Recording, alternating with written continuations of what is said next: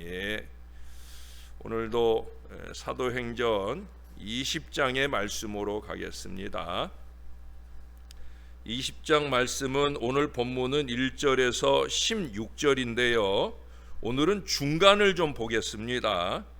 다른 부분이 중요하지 않아서가 아니라 전체 내용 중에 오늘의 설교의 핵심이 있는 내용들에 좀 집중해서 보려고 하는 겁니다. 7절에서 12절까지만 이 시간 읽도록 하겠습니다. 그 주간의 첫날에 우리가 떡을 떼려 하여 모였더니 바울이 이튿날 떠나고자 하여 그들에게 강론할세. 말을 밤중까지 계속하며 우리가 모인 윗다락에 등불을 많이 켰는데 유두구라 하는 청년이 창에 걸터 앉아 있다가 깊이 졸더니 바울이 강론하기를 더 오래 하며 졸음을 이기지 못하여 3층에서 떨어지거늘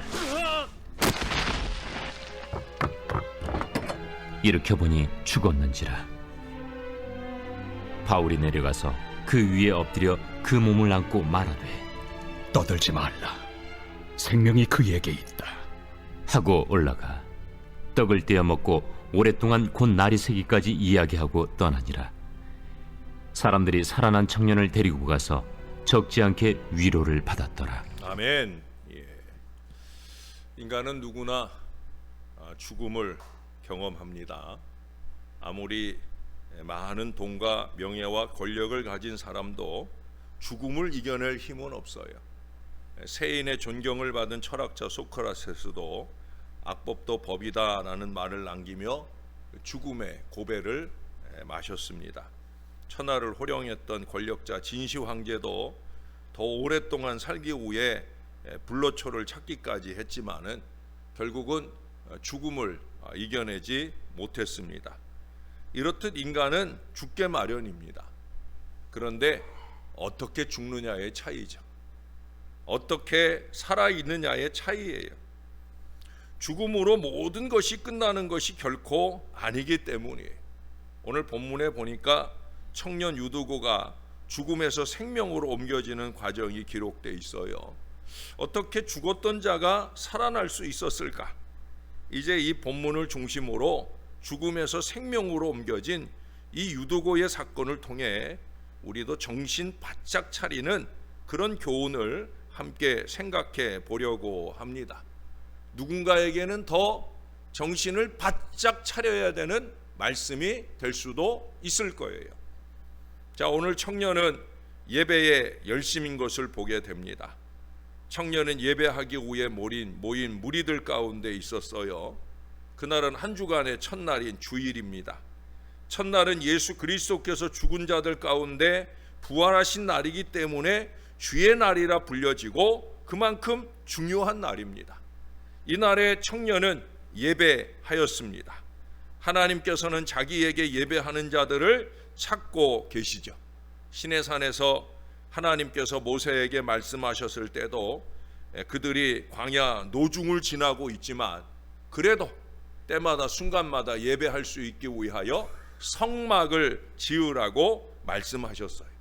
그만큼 예배가 중요하다는 거예요. 예배하는 것은 하나님께서 기뻐하시는 일입니다. 그러므로 우리 성도들은 매일 매 순간 하나님께 예배 드려야 되는 거예요. 우리가 이 무더운 여름에도 여전히 새벽을 깨우고 예배하고자 모인 이유도 바로 여기에 있어요. 특히도 주일에는 하나님께 신령과 진정으로 예배 드려야 합니다. 꼭 신월 제1교회 성전이 아니더라도 주일에는 예배한다. 이 마음을 놓치지 말아야 돼. 성도의 하나님께 대한 믿음과 헌신은 예배로 표현되기 때문에 그래. 오늘날 주일을 온전히 예배함으로 드리지 못하는 일은 매우 안타까운 일입니다. 예수 그리스도의 부활을 기념하는 이 주일에 우리 성도들이 만나서 하나님께 예배 드리며 떡을 떼며 교제하는 일이야말로 참된 안식을 누리며 온전히 기쁨 가운데 거하는 아주 중요한 일이에요. 그러므로 우리 성도들은 온전히 주일을 성수하면서 예배하는 시간에 열심으로 참여를 해야 할 겁니다. 주일만 아니라 모든 예배가 다 마찬가지. 여러분, 기왕에 예배 드리려거든 영과 진리로 정신 바짝 차리고 영과 진리로 우리 하나님께서 연락하실 수 있도록 예배하는 저와 여러분들이 될 수 있기를 바랍니다. 왜 그렇습니까? 오늘 보세요. 죽음의 원인이 졸음 때문이에요. 졸음. 여러분, 졸음 때문에 죽을 수 있어요. 육신이 죽는 건 아무것도 아니에요. 졸며 자다가 영이 죽을 수 있어요. 이게 더 심각한 일이에요. 오늘 초대교회 신자들은 다락에서 예배를 드렸습니다. 마가의 다락방 기억하시죠? 왜 다락에서 예배할까요? 그게 막힌 곳 없이 넓은 공간이 확보되기 때문에 그렇습니다. 이곳에 모인 사람들은 여러 지방에서 모여든 사회적, 민족적 차이가 있는 사람들이었으나 모두 그리스도 안에서 하나였고요. 더 중요한 것은 예배 속에서 하나였고요. 말씀을 받는 일에 하나였어요. 이게 중요한 거죠. 한 자리에 모여 있어서 하나가 아니에요. 함께 참 즐거운 노래를 부르고 함께 참 즐거운 예배를 드리고 함께 참 말씀을 듣는 은혜의 자리이기 때문에 그래서 함께 모인 그 자리가 중요한 거예요. 여러분, 이날에도 다락에서 집회가 열렸고요. 바울은 이튿날 떠나고자 했기 때문에 전 이 바울의 마음이 이해가 돼. 이제 다음 날 떠나면 언제 만날 줄 모르는 거예요. 아마도 바울의 마음 가운데는 이게 마지막이라는 생각이 들었을 것 같아요. 예? 그러니 한마디라도 더 남겨주고 싶었던 것 같아요. 그래서 밤중까지 말씀이 계속됐어요. 대단한 일이죠. 바울도 대단하고 거기 모여서 말씀 듣는 사람도 대단해요. 아침부터 시작해서 지금 밤중까지 말씀이 계속 전해지더라는 거예요. 이때 이곳에 있던 청년 유도고가 창에 걸터 앉아 깊이 졸고 있었어요. 그는 바울의 설교가 길어지자 졸음을 이기지 못하고 결국 삼층루에서 떨어져 죽고 말았던 거예요. 그를 일으켜 보았을 때는 이미 죽었다라는 것을 이 사도행전의 저자가 의사 누가잖아요. 누가는 확인할 수가 있었습니다. 물론 당시 상황이 유두고를 졸게 했을 수도 있을 거예요. 왜? 새벽부터 해가 질 때까지 어쩌면 이 청년은 고된 일을 하다가 왔을 수도 있을 거예요. 우리도 육신의 피곤을 핑계할 때가 얼마나 많아요. 그도 아마 그랬을 거예요. 또 여기 보니까 켜놓은 등불들이 많았다고 그래요. 그러니 그 그울음으로 인하여 실내 공기가 아주 혼탁해졌기 때문에 졸았을 수도 있을 거예요. 그러나 한편으로 청년은 가장 신선한 공기를 마실 수 있는 창가에 걸터 앉아 있었다고 그랬잖아요. 그럼에도 불구하고 잠을 이기지 못했기 때문에 죽음을 당하게 되었습니다. 사실은 졸음에는 핑계가 없는 거예요. 영이 약하니까 조는 거고 한심하니까 조는 거지. 정신 바짝 차리고 은혜를 사모하는데 졸음이 나를 이길 이유가 없는 거예요. 특별히 여러분, 바울의 이 열의에 찬 설교가 계속되고 있었음에도 불구하고 잠에 빠지고 말았다는 거예요. 바울이 그 말 안 했겠습니까? 내가 또 언제 와서 여러분들에게 말씀 전할지 모르겠는데 라는 말을 안 했겠어요? 바울의 마지막 설교일 수도 있는 거예요. 사실은 요즘같이 위험한 시대에는 어느 때든지 마지막 말씀을 듣는다 하는 마음으로 우리가 말씀 앞에 있어야 되지 않겠습니까? 지금 그런 자리예요. 그런데도 졸다가 자다가 죽음을 당하게 되더라는 거예요. 오늘날의 교회 예배에서 말씀을 경청하지 못하고 많은 사람들이 졸고 있다는 사실은 매우 가슴 아픈 일이 아닐 수 없어요. 이게 뭐 오늘은 이 사람 졸고 내일은 저 사람 졸고 이번 주일은 이 사람 졸고 그러느냐? 아니에요. 조는 사람이 늘 졸아요. 자는 사람이 늘 자요. 그게 더 가슴이 아픈 일이에요. 어쩌면 창가가 아닌 안전한 자리라 더 잘 졸 수도 있지 않겠나? 그렇죠? 여러분, 여기서 아무리 졸다 자다 해도 죽을 일 없잖아요. 그래서 더 조는 건 아닌가 하는 생각으로 위로를 삼을 수도 있지만은 여러분, 지금 이 창가에서 졸고 있는 청년의 모습은 누구의 모습일까요? 혹시 생각나는 사람 있으십니까? 그게 나이면 절대로 안 되는 거예요. 사람들의 생각에 예배 시간에 조는 사람, 머릿속에 생각나는 사람이 나이면 절대 안 된다는 거예요. 예배하러 온 것이어야지 자러 온 것이면 안 된다는 거예요. 그 이유는 왜 그렇습니까? 그리스도께서 언제 오실지 알지 못하기 때문에. 우리들은 각각 어떻게 하면 정말 깨어 있을 수 있을까 자문하며 노력해야 됩니다. 그야말로 무릎을 꼬집어 가면서 하다못해 바늘을 들고 와서 허벅지를 찔러대면서라도 우리는 깨어서 예배하고 말씀을 들을 수 있어야 된다. 육체적으로 좀 잘 준비해야 된다는 거예요. 영국의 유명한 스펄전 목사님이 그런 얘기를 했어요. 예? 어떤 얘기를 했냐면, 만일 우리가 설교 시간에 졸다 자다 죽는다면 우리들을 다시 살려줄 사도들이 없기 때문에 정신 바짝 차려야 됩니다 라는 얘기를 했다는 거예요. 그렇죠. 저는 못 살릴 가능성이 정말 많잖아요. 제가 10년을 애썼는데도 못 깨우겠더라고요. 10년을 애써도 못 깨우겠더라고요. 그러니 살릴 가능성은 어쩌면 없다고 볼 수 있습니다. 여러분 정신 바짝 차리셔야 됩니다. 제발 말씀 앞에 정신을 바짝 차려야 됩니다. 그래도 저와 여러분에게 다행인 건 뭡니까? 그것은 바로 십자가의 능력으로 생명을 얻게 된다는 사실이에요. 오늘 청년이 떨어져 죽은 사고가 일어나자 바울은 설교를 중지하고, 그 소중한 설교를 중지하고 뛰어내려갑니다. 그리고 그 위에 엎드려 그 몸을 안고 생명이 저에게 있다 말합니다. 이 말은 유두고가 단순히 까무라쳤다거나 아직 죽지 않았다라는 뜻이 아니에요. 예수님께서 죽은 나사로를, 회당장 야이로의 딸을 잔다라고 표현하고 살리신 것처럼 유두고가 살 것을 표현하고 있는 거예요.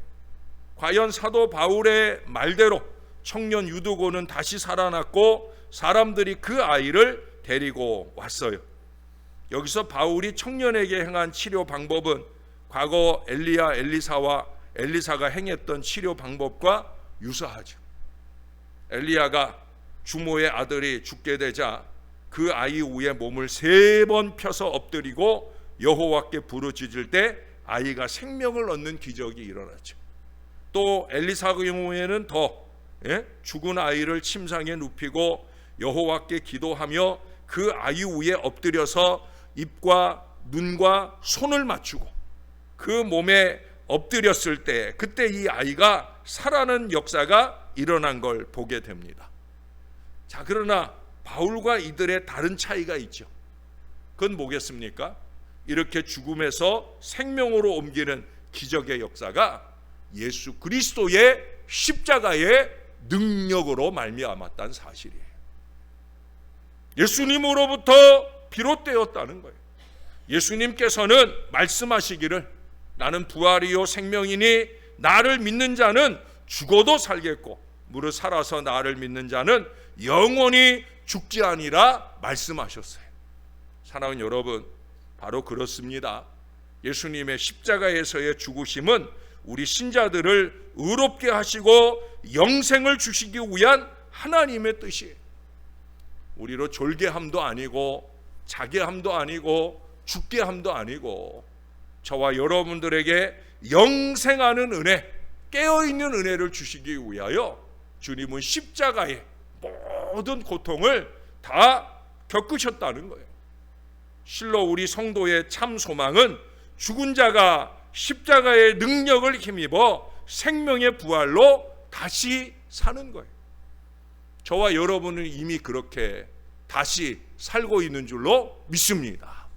다시 사는 사람답게 우리가 신앙할 수 있어야 되는 거예요.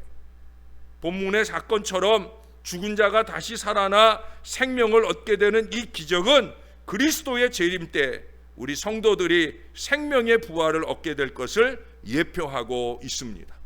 맞습니다. 우리 모두는 죽었다가 반드시 다시 살게 될 거예요. 천국에서 영생하는 미래를 살 것입니다.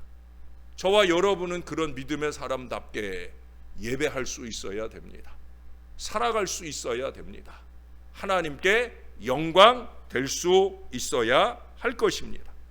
사랑하는 성도 여러분, 기독교는 부활의 종교라고 말하는 이유가 바로 여기 있습니다. 이 사건으로 거기 12절에 보니까 교회는 큰 위로를 받게 되었다 말씀합니다. 어느 때든지 교회에 오셔서 예배하는 모든 순간이, 교회에 오셔서 말씀 듣는 모든 순간이 그것이 죽었던 사람을 다시 살리는 기적의 역사가 아닐지라도 언제나 저와 여러분에게 위로가 더해지는 은혜의 시간이 되기를 주님의 이름으로 축원합니다. 우리는 죽음으로 모든 것이 끝나는 인생들이 아니잖아요. 현재 우리가 사는 세상은 장차 올 세상을 준비하는 도장이에요. 우리의 예배의 자리가 장차 천국에서 주님을 예배하며 지낼 바로 그런 자리예요. 그래서 제가 여러분들에게 자주 말씀드리잖아요. 예배가 익숙하지 않으면, 예배가 재미나지 않으면, 예배가 즐겁지 않으면, 예배에 깨어있지 않으면 우리는 천국에서 살 수 없다고. 천국에서 늘 예배하는 인생을 살아야 되는데 이 땅에서 예배가 힘들고 이 땅에서 예배 한 시간이 괴로우면 우리가 어찌 천국 갈 인생이 될 수 있겠느냐. 제가 자주 말씀드리잖아요. 이거 그냥 드리는 말씀이 아니에요. 사랑하는 여러분, 성도는 미래에 공의로우신 우리 하나님께서 천하를 심판하실 것을 기억하면서 두렵고 떨림으로 구원을 완성하고 항상 깨어 있어야 할 것입니다. 죽었다가 살 생각하지 말고 그 영이 항상 살아있어 우리 하나님을 영과 진리로 예배하면서 늘 하나님을 즐거이 찬양하고 하나님께 즐거이 예배하는 저와 여러분들의 신령한 삶이 될 수 있기를 우리의 구주 되시는 예수님의 이름으로 간절히 축원합니다. 기도하겠습니다. 하나님 아버지, 참 좋은 믿음의 교우들과 함께 신앙하게 해주시니 감사합니다. 예배 시간에 조는 사람들, 특히도 예배를 시작하는 찬송 때부터 조는 사람들도 있지만은 그런 사람보다는 영과 진리로 정신 바짝 차리고 예배하는 사람들이 대부분인 것이 얼마나 감사한지 모릅니다. 얼마 전에도 어떤 목사님 얘기를 들으니까 역사가 100년 이상 된 그 교회는 목사가 설교를 시작하면 50% 이상이 잔다고 얘기를 하는 안타까운 얘기도 들었습니다. 그게 오늘날 한국교회의 현실이라면 우리 교회는 얼마나 좋은 교회인지, 그래서 늘 감사하며 하나님께 영광을 올려드리나이다. 그러나 한 영혼이라도 졸며 자다가 그 영이 죽어지는 인생이 될까봐 안타까운 부족한 종의 마음을 온 교우들이 헤아릴 수 있게 도와 주시옵소서. 청년 유도고 한 사람의 졸음과 죽음이 예배를 멈추게 하고 말씀을 멈추게 했던 이 안타까운 사건을 보면서 말씀이 흐트러지지 않도록, 예배가 흐트러지지 않도록 한 사람 한 사람이 정신을 바짝 차리고 하나님께 찬양하며 예배하는 거룩한 예배가 살아있는 우리 신월제일교회가 늘 되게 하여 주시옵소서. 졸음이 습관이 되어 있는 사람들이 있습니다. 하나님, 정신을 바짝 차리게 하시고 이제는 그런 사람이 내가 아닐 수 있도록 그렇게 영을 깨우고 신령하게 예배할 수 있는 자리에 거할 수 있도록 주님이 꼭 도와 주시옵소서. 우리가 더욱더 마음을 집중하고 말씀 한 구절 한 구절을 가슴에 새기게 도와주시고 이제 이 땅의 생애를 마칠 때 영생하는 천국에서만 아니라 이 땅에 사는 모든 날 동안에 우리의 영이 깨어있고 우리의 영이 살아있어서 언제나 하나님의 은혜를 느끼고 채우며 사는 하나님의 사람들 되게 도와 주시옵소서. 이제 이번 주일 교회 창립 50주년을 감사하고 기념하는 은혜로운 주일을 맞습니다. 하나님, 다른 때는 물론이지만 이번 주일만큼은 온 교우들이 하나님 마음을 다하여 11시 예배에 다 같이 모여서 우리 하나님께 영광의 예배를 올려드리며 또 다른 50년의 역사를 결단할 수 있는 은혜로운 예배를 잘 준비할 수 있도록 도와주시옵소서.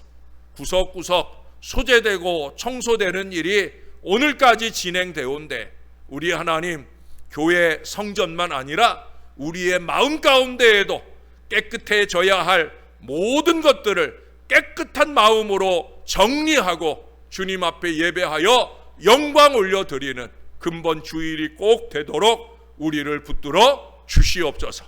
언제나 부족한 종이 바라는 대로 하나님께서 모든 영광을 받아 주시옵소서. 감사합니다. 수고하는 모든 손길들과 동행해 주시는 우리의 구주 예수님의 이름으로 기도합니다. 아멘.